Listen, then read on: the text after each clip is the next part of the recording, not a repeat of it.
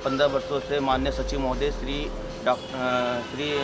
गौरवेंद्र स्वरूप जी के यहाँ पर जो है कार्यरत था। कौन है गौरवेंद्र स्वरूप जी? ये सचिव हैं डीबीएस महाविद्यालय के। मुल्क को अंग्रेज़ों के चुंगल से निजात मिले 75 साल गुजर चुके हैं, लेकिन अभी भी आज़ादी के बाद कुछ रसूखदार और शर्माएदार लाखों लोगों को इस आज़ाद भारत में गुलाम बनाकर रखे हुए हैं।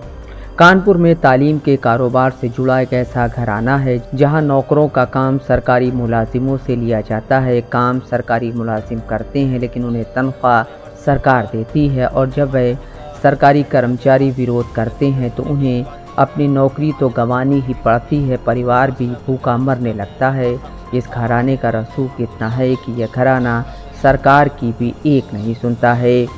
कानपुर के गोविंद नगर में मौजूद डीबीएस कॉलेज में उत्तराखंड में रहने वाले अशोक कुमार नेगी 15 सालों से चतुर्थ श्रेणी के कर्मचारी के तौर पर कार्यरत हैं। अशोक कुमार नेगी का आरोप है कि उनसे डीबीएस प्रबंध तंत्र के सचिव गौरवेंद्र स्वरूप द्वारा विद्यालय का काम छुड़वाकर जबरन घर का काम कराया जाता है। जब इस कर्मचारी ने गौरवेंद्र स्वरूप के खिलाफ आवाज़ उठाई तो बड़े ही शातिराना अंदाज में इस कर्मचारी को नौकरी से नियम कानूनों को ताक पर रखकर निलंबित करने की कार्रवाई कर दी गई। मैं अशोक नेगी डीबीएस महाविद्यालय का एक चतुर्थ श्रेणी कर्मचारी हूँ। 1 वर्ष से मैं बहुत प्रताड़ित हो चुका हूँ। माननीय सचिव महोदय जी श्री गौरवेंद्र स्वरूप जी के द्वारा मुझे बहुत प्रताड़ित किया जा रहा है, क्योंकि मेरा कारण ये है कि मैंने उनके घर पे जो है घरेलू कार्य करने से मना कर दिया था, जिसकी सज़ा मुझे 1 वर्ष से मैं यहाँ पे भुगत रहा हूँ। और मुझे 4 माह के वेतन रोकने के बावजूद मुझे अभी भी निलंबित किया है। 8 महीना मुझसे निलंबित हो चुका हूं, जिस वजह से मेरा पूरा घर परिवार प्रताड़ित हो रहा है। अशोक कुमार नेगी ने बताया कि वह उत्तराखंड के रहने वाले हैं। डीबीएस महाविद्यालय गोविंद नगर में 15 सालों से काम कर रहे हैं। नेगी का आरोप है कि उन्हें नौकरी तो सरकार से मिली है, लेकिन गुलामी डीबीएस प्रबंध तंत्र के सचिव के यहाँ करनी पड़ती है। अशोक नेगी का कहना है कि सचिव के यहाँ सरकारी नौकरी के साथ साथ जो घरेलू काम थे वह भी उन्हें करने पड़ते थे। कई मर्तबा विरोध किया, लेकिन प्रबंध तंत्र के साथ साथ डीबीएस प्रशासन ने आवाज़ दबा दी। नहीं सर, मेरे अलावा वहाँ पे 50-60 कर्मचारी कार्यरत हैं। जो और भी लोगों को उन्होंने प्रताड़ित किया है वो अलग चीज़ है, लेकिन सबसे ज़्यादा प्रताड़ित मैं हो चुका हूँ। आपकी नियुक्ति कहाँ पे हुई? मेरी नियुक्ति जो है डीबीएस महाविद्यालय में हुई है, परंतु मेरे से वहाँ पे घरेलू कार्य करने के लिए तत्कालीन प्राचार्य जी ने मुझको वहाँ पे भेजा था मौखिक आदेश दे करके।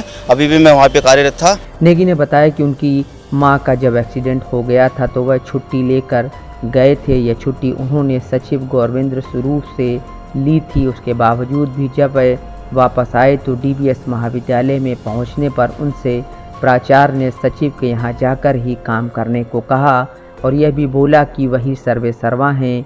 नेगी के मुताबिक जब उन्होंने सचिव गौरवेंद्र स्वरूप के घर में काम करने से इनकार कर दिया तो उन्हें नियम विरुद्ध तरीके से निलंबित कर दिया गया। मैंने सर मैंने अपने ही विभागीय अधिकारी से निम्न स्तर से लेकर उच्च स्तर तक जो है वहाँ पर पूरे प्रपत्र दिए हैं अपने, और उसके बावजूद जो है माननीय मुख्यमंत्री जी के निर्देश पे ही मुझे 4 माह का वेतन प्राप्त हुआ था। उसके बावजूद जो है मुझे इन्होंने ही इसी बीच में निलंबित कर दिया था। निलंबित करने के बावजूद मैंने नीचे पूरा जो है मेरी जो है जाँच माननीय मुख्यमंत्री जी के निर्देश पे माननीय जिलाधिकारी महोदय जी को सौंपी गई थी, लेकिन अभी 5 महीने से जांच होने के बावजूद जो है मुझे वहां पर इनके द्वारा जो है माननीय सचिव जी के द्वारा ही जांच को स्थगित करने के लिए माननीय जिलाधिकारी महोदय जी को इन्होंने ये कहा है कि मेरे जांच कराने का अधिकार माननीय जिलाधिकारी महोदय जी को नहीं है, जबकि मेरी जो माननीय उच्च न्यायालय से जो मेरे लिए आदेश आया है कि मेरी जाँच जारी रह सकती है।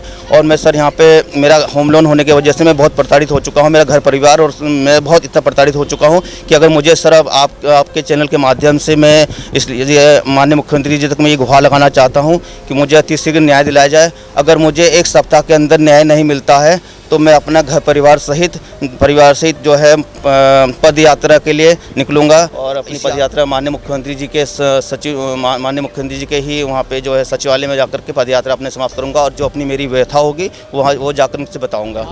नेगी की माने तो नियम विरुद्ध कार्रवाई के साथ ही वेतन भी रोक दिया गया, जिसके बाद उन्होंने मुख्यमंत्री के जन सुनवाई पोर्टल पर शिकायत दर्ज कराई।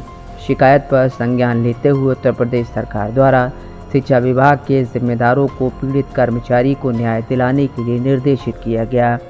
मामला तत्कालीन जिलाधिकारी कानपुर नगर नेहा शर्मा के सामने पहुंचा तो उनके द्वारा रोका गया वेतन दिए जाने के निर्देश पारित करने के साथ ही पीड़ित को बहाल करने के लिए भी लिखा गया। 4 महीने का वेतन तो किसी तरह नेगी को दे दिया गया, लेकिन डीवीएस प्रबंध तंत्र ने यह कहते हुए इलाहाबाद हाई कोर्ट में रिट याचिका दाखिल की कि सरकार व जिलाधिकारी को उनके प्रबंध तंत्र पर आदेश जारी करने का कोई संवैधानिक अधिकार नहीं है। वहीं अब मामले पर अशोक नेगी ने कहा है कि अगर उनकी समस्या का समाधान नहीं किया जाता है और प्रबंधन द्वारा उन्हें ऐसे ही प्रताड़ित किया जाता है तो वह अपने परिवार के साथ कानपुर से पैदल यात्रा करके सूबे के मुख्यमंत्री के आवास पर अपनी समस्या लेकर जाएंगे। नफीस अहमद, दस्तक लाइव न्यूज़, कानपुर।